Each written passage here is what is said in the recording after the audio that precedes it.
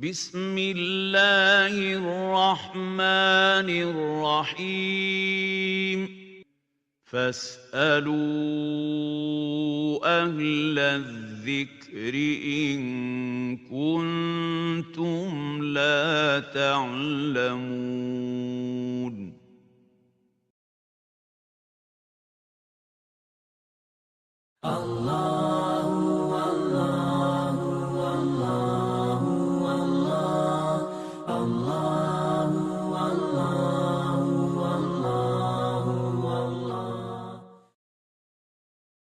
Bismillahirrahmanirrahim. Assalamu alaykum. Hürmetli televizor görgüçler. Yeni bir qatımlıq sual-cavab programımızga kelganlarni qizg'in qarshi olamiz. Men Abdullah Yalqun. Qadrli qarindoshlar, bugun studiyamizda ham har vaqt huzuringizda diqqatingizda bo'lib kelayotgan hurmatli ustozimiz, hurmatli ustoz Abdulhakim Xon Maqsumajimni taklif qildik. Hurmatli vaqtini chiqarib kelib bergani uchun ko'p rahmat aytamiz. Hammalarga ko'p rahmat. Qadrli qarindoshlar, hammanglarga ma'lum biz bu programmamizda har oy bir qatim qarindoshlardan kelgan savollarga javob berib kelyapmiz. İnşallah bugungi programmamizni yana bevosita savoldan boshlayman. Birinchi savol. Assalomu alaykum ustoz. Og'rimaydigan ammo tushirib ketgan bir tishni qoplatish yoki zamaskiltish joiz bo'lamdi. Shundaqla oltindan tish soldirishning hukmi nima? Buning er ayol farqi bormi? degan savol ekan. Shundan boshlasak.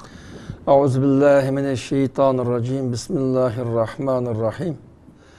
Nahmaduhu ve nesta'inuhu ve nestağfiruh ve na'uzu billahi min şururi enfusina ve min seyyiati a'malina.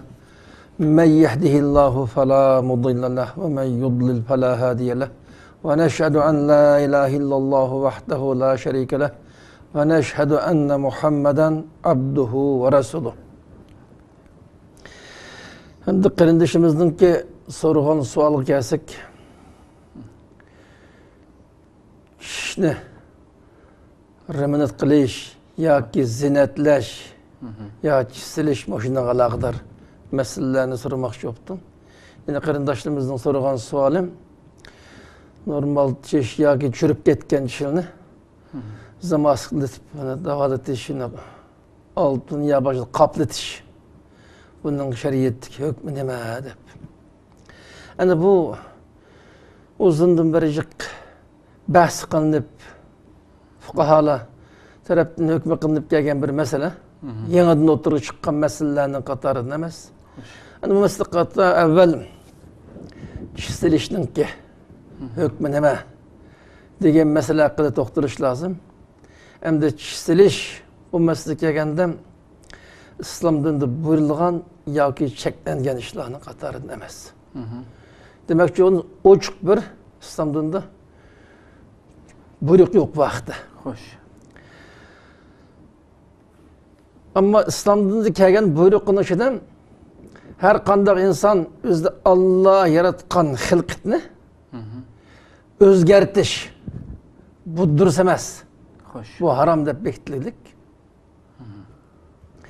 Endi bu silish masalasiga kelganda fuqaholar va keyingi davrda o'tgan ulamolar bu masalani tahqiqlab Nacık bahs münazara ip berilip en ahirde bu Allah yaratkan hılkatını özgertişine kataya kirmeydi bu.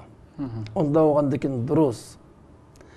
De bu mesele hakkında kişiselişinin ki durustluk hakkında bir ittifak birlikte gelen meselenin katarıdın. Çünkü bu İslam'ın uçuk çeklenmegendikin Allah çekilgen tebdilil hılkatının katarı kirmegendikin bu mubahatının katarıda kapkardı o. Dep kişiselişinin hükmüne durust dep qaraydı. An bu yerdeki meselen dişnem zamaskılı tiş meseleleri. Bu mu şu qatada kişiseliştirisi olgan bunu mu çürüp ketken dişleri minat kılıp o kabakta toldurup kişilerge asayişlik yaratish o iş qandaq şeriatı çeklengen meselenin qatarında emas. Bu şu şekilde insanlık paydalansa bolduğan iş. Mesele bir adam altından tish soldirish ya tishni oltin bilan qoplatish masalalari. Ana bu haqda ularning o'tirishidan ma'lum miqdorda ixtilof bor. Xo'sh. Abu Hanifa'ning boshchiligida Hanefi mazhabidagi ulamolar oltinda tish soldirish va oltinda tishni qoplatish qatorliq bu ishni Erler altın özgü zinet için işletken burada. Altın zinet boyumlarını işletiş erlerge nispeten qattiq cheklengen. Peygamber sallallahu ki altın mening ümmetimning ayollarına halal kılındı erlerge zinet boyum işletiş haram kılındı degan hadisiga asoslanib turib, ular altın bilan tishni qaplatish, altın tish soldirish, tishga altın ishiltish manda shulasliganda bu shar'an durust emas deb qaraydi. Xo'sh. An bu mesele kelganda Hanefi mezhepteki ulamalarning ba'zi mesela İmam Muhammed'le. Başka mezhepteki ulamalar bu meseleden altın işiltip tishiga tish soldurgan tishni qaplatgan ish bo'lsa, bu durust deb qaraydi. Şu qatorda muhaqqiq ulamoning İmam Nevevi bunun hech qanday bir karahiyat yo'q. Altın ishlasa mayli, durust deb qaraydi. Muşunun keltirtgan hücceti hamdi. Abdurrahman ibn tarafından o özünün babası Arfac ibn As'ad'ın rivayet ettiği hadisi var. Arfac ibn As'ad degan kişi bu kişinin ki bir uruş jarayonidan bunu kesip taşlandık. Bu kişi kesip taşlangan bunu ona kümüşte burun saldı dedik. Xo'sh. Kümüşte burun saldı degandan keyin o kümüş sağan burun go'shtidan yaxshi moslashmay turab qildik. Mandaq şey etqini biraz reaksiya berdik. Am Peygamber esa onundan ma kumush oltindan qilib olsang shu deb maslahat berdik.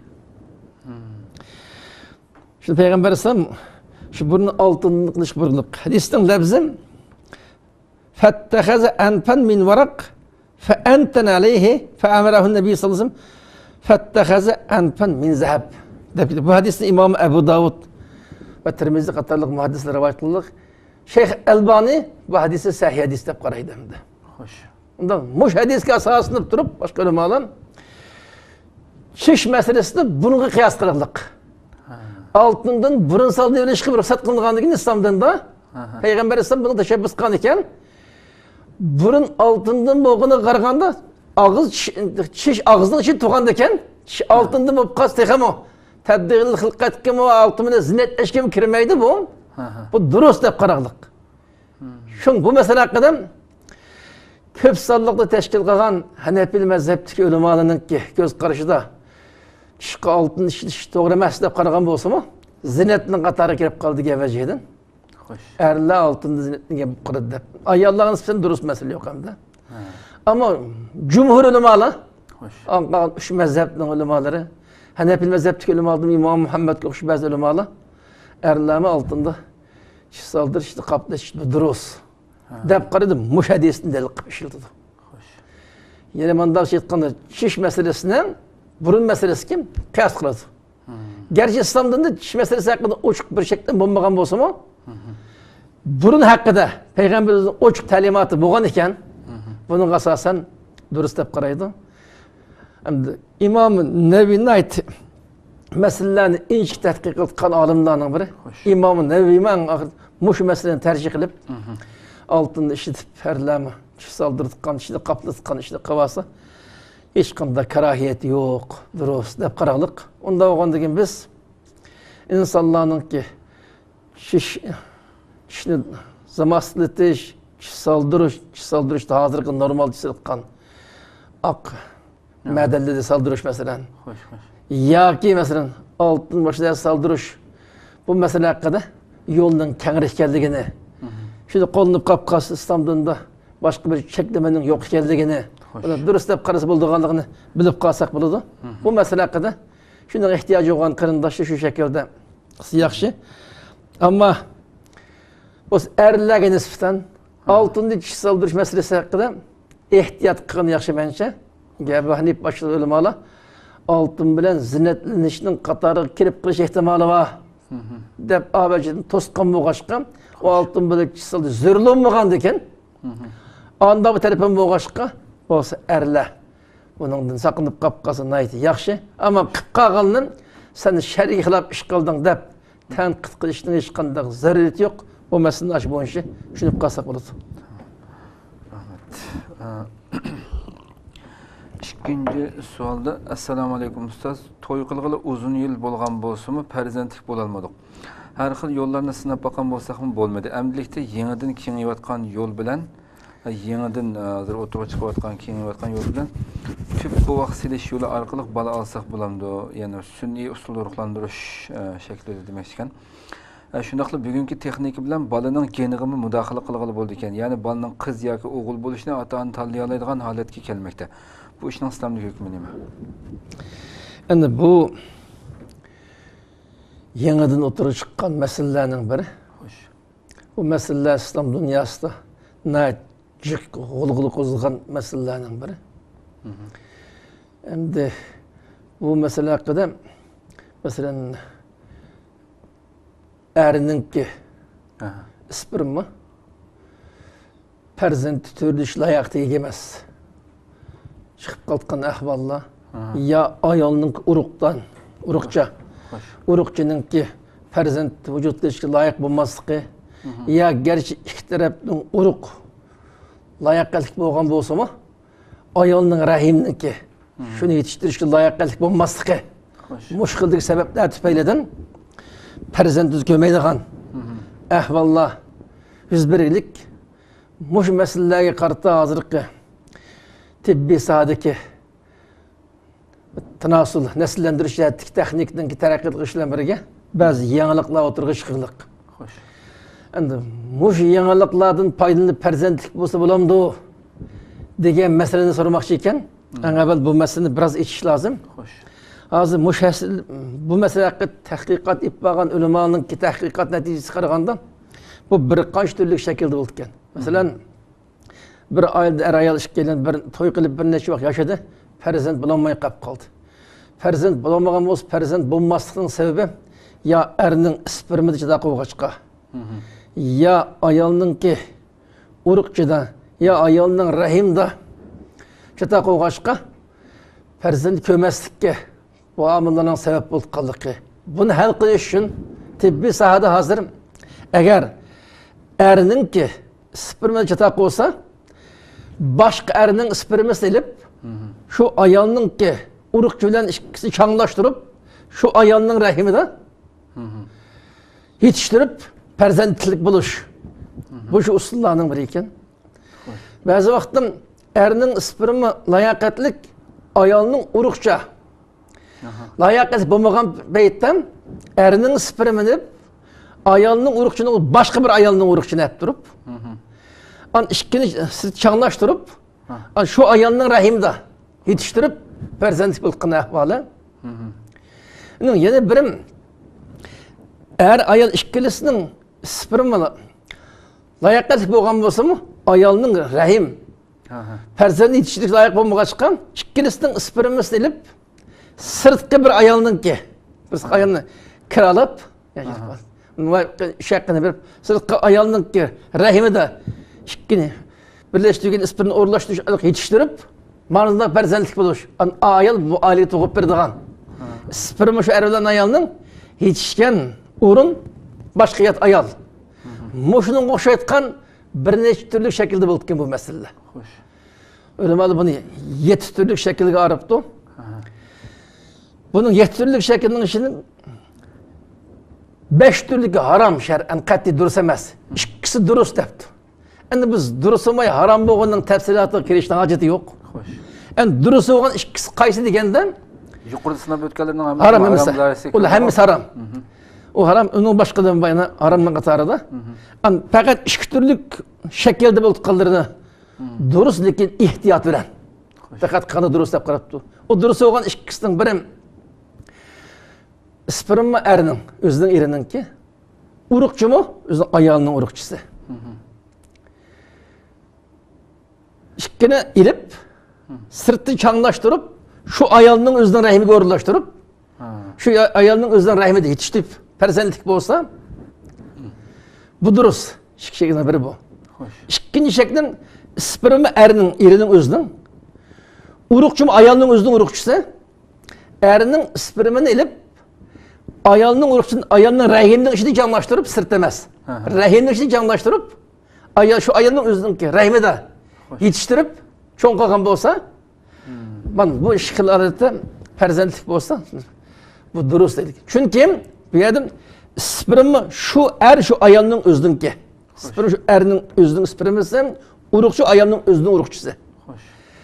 Birinchisidan changlashtirish sirti texnik changlashtirilik, yana shu ayolning o'zining rahimiga o'rnashtiriliq. Xo'sh. Aşı, bebek, babak yetiştirilişte şu ayolning o'zining rahimida yetişiklik. İkincisi mesela sperma erning o'zining, urug'chimi ayolning. Faqat erning spermasi silib, ayolning urug'chini olmay. Buni texnik uslub bilan, necha bilan ayolning rahimga yetkazib, jonlashtirib, shuning ichida yana shu babakning yetishgan joyi onaning rahimi. Xo'sh. Mandaq bo'lsa, yana demak, buni xulosalaganda şu erning o'zining spermasi, şu ayolining o'zining urug'chisi ikkisi changlashtirilib, meyli rahimning sirti changlashtirilsin, meyli rahimning ichi changlashtirilsin. Şu ayolning o'zining rahimida yetishtirilib farzandlik bo'lsa, bu durust. Deylik, bunun yana ehtiyot qilish lozim deylik. Ehtiyot qilish lozim deyish sababni bayon qildim mana. Bo'laylik, doktor mush ishni bejiranmay qoldi deb qolmaslik uchun nima ikkisining birisining urug'chi yaramli bo'lmay qolib qolsam, ikkilarning er ayolning xabari yo'q. Boshqa urug'ning aralashtirib, bunda farzand qilib qo'yishi mumkin. To'g'ri. Manda qilib qo'yish ehtimoli o'g'ashgan nayda diqqat qilish lozim. Diqqat bilan bu shaklda sunniy uslub bilan farzandlik bo'lsa durust. Bo'lmay qolib qolsa durust emas, bu harom bu deylik. Ulamoning kelgan xulosasi bu ekan, bu yomon islomning ruhiga va aqlga uyg'un. Xo'sh. An ikkinchi insonning geni bilan o'ynashi shabilish masalasi. Masalan, o'g'il qiz urish masalalarini ma'lumlik, o'jalik geni bilan habilish o'zgarish masalasi bu durust emas. Buni qat'iy boshqalarning mudohala qilishiga bo'lmaydi. Xo'sh. Faqat farzandlik bo'lish kelganda er bilan shuning ayolininki urug'chini changlashtirish shu ayolning rahimida yetishtirib farzandlik bo'lib qolsa, buni nayt diqqat bilan shunday bo'lgan taqdirda durust bo'lmay qolib qolsa, tamoman durust emas bu masala. Xo'sh. Deb bekitdi ulamolar. Shu masala haqida Alloh Qur'onda oyatda Alloh xohlagan bandaga o'g'il farzand ato qiladi. Xohlaganiga qiz farzand, xohlaganiga o'g'il qiz qo'shilib berdi. Alloh xohlagan kishini aynda ma'lum sabab atib berdi, tug'mas qilib qo'ydi. Bu Allohning irodasiga ishdaylik. Bunda bo'lgan ekan, o'zi normal oilaviy munosabat orqali farzandlik bo'lish nisb bo'lmagan bo'lsa, boshqa yo'llarga o'tib hafilishning o'rniga har Allohdan kelgan qismat bu ekan. Sabr qilaya deb shu to'xtab qolsak naydi yaxshi. Ammo farzandlik bo'lsa bo'ladi deb endish qilib ketsan, faqat shu erning o'zining spermasi, ayolning o'zining urug'chisi changlashtirilib, shu ayolning o'zining rahimida yetishtirib bunda irsiyat nurg'un narsa o'g'ashqa boshlanib qolsa, boshqa omil kelib chiqadi deb shu harom deb bekitdik. Harom deb bekitishga ulamoning sababi bu zinoning bir xil turi deylik. Zinoning harom qilish sabab nasab ayrılışıp ketdi. Muhimdimi boshqaning spermini boshqa qo'shib bola paydo qilib yursam, tamoman nasabning ayrılışıp ketish nurun qabih ahvol kelib chiqadi. Unda o'g'andik. Bundaq bir ehtimollik bo'lg'ashqa buni qat'iy durust ish bo'lmaydi deb ulamolar bu shaklda bekitibdi. Mush masalani qarindoshlar mush bo'yicha tushunib qolsa bo'ladi. Bu masala haqidagi mening ma'lumotim bu qadar. Üçüncü sual kelsak, hadisler Peygamberimizin sözlegen sözleri bolmasdan, belki sözlegenliki zan kılıngan sözlerdir. Ercüment Özkan degan birisinin sözüymüş. Ey insanlar, zandan tamamen uzak durun. Çünkü zanның bir kısmı günahdır. Bir-birinizning mahfiyetliklerinden mağrılıman ve bir-birinlardan keynidin gap kılmanlar. Ülüp kalgan qeyrindişinizden ülükün yiyiştin huzur alamtınız. Hürmetli ustaz, yukarıdaki sözlerini Facebook'ta toxtumay muşundaq narsalarını tarixtirgan Abdülaziz Beştoğra kısımlık İstanbul'da yaşayan kişinin sahifesinden aldım. Belki sizlerge ma'lum bo'lishi mumkin o mana muşundaq nurg'un aql qabul qilolmaydigan narsalarni tarixtib, kishilarning e'tiqodini buzishga harakat qilib kelmoqda. Onun bilan munozirlashganlarga sapli biz hadisni inkor qilmaymiz, ammo hadisni Qur'on süzgüchidan o'tkazamiz deb javob berdi-yu, nurg'un ochiq hadislarni ularning fikriga uyg'un kelmaslar e'tirof qilmaydi. İslamni yangi tunishga yuzlanayotgan yoshlarimizni qaymoqtirayotgan bu kishilarni to'xtatish imkoniyati yo'qmi? Mumkin bo'lsa ularning oldida kelganlarini yig'ib, shu istiqlol sahnasida sizlar olimlar bilan uchuq munozara shaklida bir program ishlangan bo'lsa, xalqimiz bu uchuq suhbatdan keyin kimning to'g'ri, kimning xato ekanligini o'zi dadil qaror qilib olsa bek yaxshi bo'ladi. Bo'lmasa bu bir-birini haqoratlaydigan, bir-birini kamsitadigan tugmas inkoslar kundan-kunga ko'paymoqda. Endi ular Rasul payg'ambar bilan Nabiy payg'ambarning farqi nima? Biz shuni tushunmaganligimiz uchun barliq kashili mush yerda deb qopdi. Qur'on va sunnat. Ammo qaysi sunnat? Nabiyning sunnatimi, Rasulning sunnatimi? Qur'onda Nabiy Rasul farqi va sunnat hadis masalasi degan professor doktor Zaki Bayroqtarninki kitobimiz bu. Mushni endi ularning navbatdagi plani buni Uyg'urcha tarqatmoqchi dedi. Endi bu masala chiqdi, talashib ketdi. Xo'sh.